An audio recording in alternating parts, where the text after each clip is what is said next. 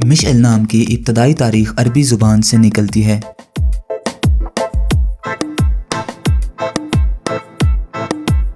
Michel एक इस्लामी नाम है।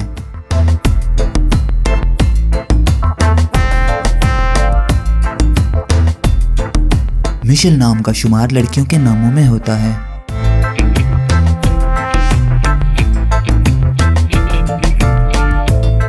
मिशेल नाम का मतलब शमा, कंदील है।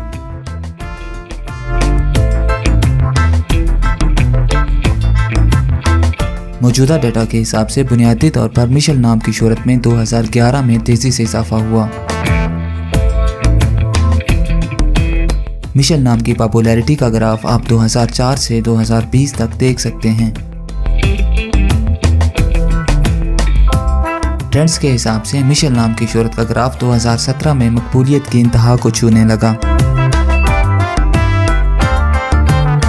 इस्तेमाल के लिहाज से मिशेल नाम पाकिस्तान, मॉरिशस और बहरीन में कसरत से इस्तेमाल किया जाता है। इंग्लिश में मिशेल 6 लेटर्स पर मुश्तमिल है।